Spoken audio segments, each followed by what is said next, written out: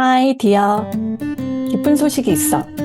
MBTI 연애 심리학이 2024년 세종도서 교양 부문에 선정됐어. 축하해줘. 짝짝짝. 그래서 오늘은 MBTI 연애 심리학이 수록된 작가의 생각이 담긴 글을 읽어보려 해. 어떤 마음으로 이 책을 썼는지 알 수 있을 거야. 들어가며 한 사람을 우주와 같이 이해하기. 한 사람을 깊게 이해하기는 어려운 일이다. 한 사람을 만난다는 건 하나의 세계를 만나는 것과 같아서 오지를 탐험하는 인류학자가 되어 낯선 세계의 질서를 찾아내야 한다. 그런 노력을 하겠다고 이 책을 읽으려 손에 든 당신은 용감한 사람이 분명하다. 사랑하는 사람을 이해하고 싶어서, 내가 좋아하는 사람의 속마음이 궁금해서, 애초에 나와 맞는 사람이 어떤 스타일인지 알고 만나고 싶어서 등등. 책을 든 목적은 조금씩 다르겠지만 사람을 심층적으로 살펴보고 싶다는 것에는 동일할 것이다. 청년 시절 나는 인간에 대해 궁금했고 그 중에서도 보이지 않는 내면과 그로 인한 행동의 패턴에 관심이 가 심리학을 공부했다. 아니다. 사실은 심리학을 배워 연애를 잘하고 싶었고 인간보다는 미래의 배우자에 대해 관심이 많았다. 대체 인연은 어떻게 알아보는 거고 금실 좋은 부부가 되려면 어떤 노력을 해야 하는 건지 알고 싶었다. 그 답을 찾았냐고? 아주 조금, 어렴풋이나마. 학부생 신분으로 더위나 추위를 피해 자주 가던 곳은 학교 도서관이었다. 넓고 쾌적한 데다가 조용했고 아무도 앉지 않는 공간 한 귀퉁이에는 책이라는 물성을 가진 새로운 세상이 기다리고 있었다. 문자와 종이로만 되어 있는 세상을 해독하는 건 어려운 일이지만 나는 사람을 이해하는 것이 더 어렵게 느껴졌다. 그 시절 자유롭게 주제를 넘나들며 책을 많이 읽을 수 있었는데 특히 MBTI에 관한 책들을 재밌게 읽었다. 당시 일본에서 MBTI에 대해 재밌게 쓴 책들이 국내에 많이 번역되어 있어서 나에게 스트레스를 준 사람들을 떠올리며 진심으로 몰입하면서 읽었다. 당시에는 학교 상담소에서도 MBTI를 받을 수 있었고 상담 사례 연구 논문에서도 MBTI를 시행한 것을 심심치 않게 발견할 때였다. MBTI를 검사로서 신뢰할 수 있느냐 하는 이야기는 차치하고 정체성에 대한 고민이 많았던 청년 시절 나에게 MBTI는 있는 그대로 나를 긍정하는 듯했다. 최근 MZ세대에게 MBTI가 선풍적인 인기를 끌다 못해 인사처럼 편하게 주고받는 정보가 된 것은 아마도 청년 시절 내가 MBTI에서 위로받은 것과 비슷한 이유가 아닐까?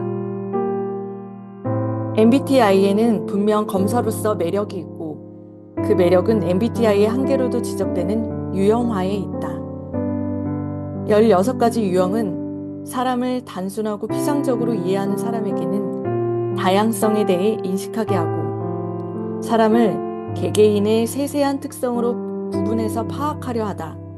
혼란스러운 사람에게는 16가지로 정리가 되는 부분이 있어서 도움이 된다. 또한 MBTI 유형은 스토리텔링에 유리하다. 남자친구를 이해하지 못해 힘들어하던 딸과 같은 사람들을 위해 MBTI를 최초 개발한 캐서린 쿡 브릭스가 융의 성격 이론을 바탕으로 인간의 성격을 유형화할 때 위인들을 예시로 들어 설명하는 것으로 시작했기 때문에 MBTI 하나의 유형은 한 사람의 특성같이 이야기를 풀어나가기 용이하다. MBTI의 한계와 유용성은 명확하니 이 책을 읽는 여러분들도 책을 읽는 내내 유념하길 바란다.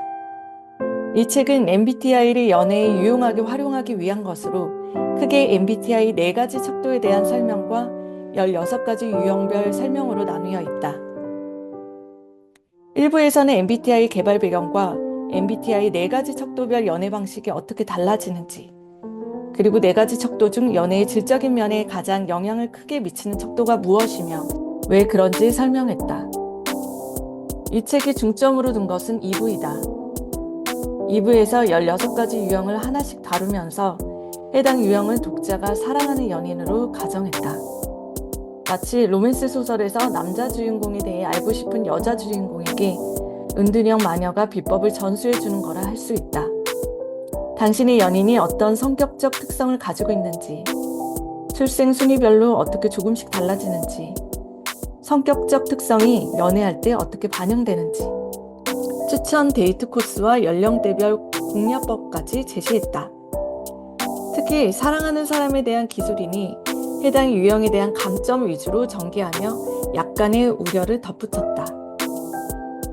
아직 연애 대상이 없더라도 이 책은 여러분의 연애 욕구를 자극해 나도 연애할 수 있다, 자신감을 불러일으키리라 자신한다. 이 책을 읽기 전에는 캄캄한 암흑이어서 보이지 않았던 우주가 이 책을 읽고 난 후에는 수많은 별로 가득 차 있고 그 안에 질서가 있음을 알게 되는 즐거움을 경험할 것이다.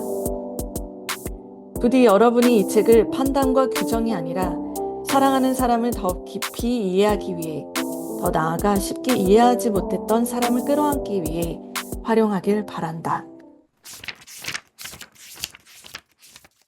나가명. 빈틈에는 당신의 빛나는 지혜를 채워 넣기를. 여기까지 다 읽은 당신은 이 책을 쓴 저자의 의도를 충분히 파악했을 거라고 생각한다. 고수는 장비 탓을 하지 않는다는 표현을 여기 쓰는 것이 적절한지 모르겠지만 MBTI는 당신이 누군가를 깊이 이해하기 위해 참고하는 도구 중 하나일 뿐이다.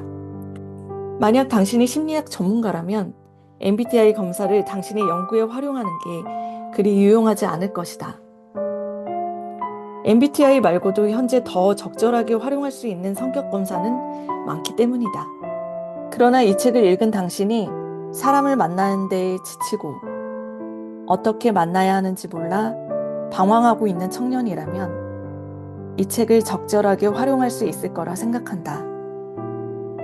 책을 쓰면서 우려되는 게 있었는데 그 중 하나는 MBTI에 이미 과몰입하고 있는 일부의 사람들에게 혹시나 이 책이 또 다른 오해나 엉뚱한 확신을 주게 될까봐 하는 점이었다.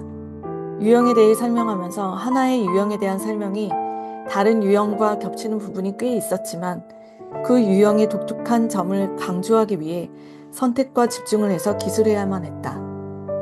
또한 동일한 유형이라도 출생 순서에 따라, 연령에 따라 조금씩 다르게 성격이 발현될 수 있다는 점을 드러내고자 했지만 개인이 처한 상황까지는 통제해서 기술할 수는 없었다. 동일한 유형이라 하더라도 현실에서 그 유형의 사람이 자라온 배경, 처한 상황과 대상에 따라 성격의 일부분이 다르게 자극되어 행동으로 나타나 그 사람의 고유한 역사를 형성하기 때문에 적절한 예시를 드는 것에도 고민이 많았다. 한 사람을 둘러싼 관계성과 상황이 그 사람의 최종 행동, 인생의 가치관이나 자기상에 엄청난 영향을 미친다. 그렇기 때문에 차마 문자로 명명하지 못하고 여백으로 놔둔 부분에 대해선 인간에 대한 당신만의 통찰을 채워 넣길 바란다. 이 책을 쓰면서 MBTI의 각 유형을 살아있는 인간처럼 여기고 때로는 내가 아끼는 사람을 떠올리며 애정을 담았다. 오해보다는 이해하기를 바라며 썼다. 그리고 우리는 누군가를 완벽하게 이해하지 못한다 하더라도 사랑할 수 있다. 이해의 한계와 틈은 언제나 존재하고 그럼에도 불구하고 우리는 누군가를 깊이 사랑하고 사랑해야만 사는 의미를 갖는 존재이다. 그렇기 때문에 어디에나 언제나 발생할 수 있는 빈틈은 삶에 대한 즐거움으로 남겨두며 이 책을 마무리하려 한다.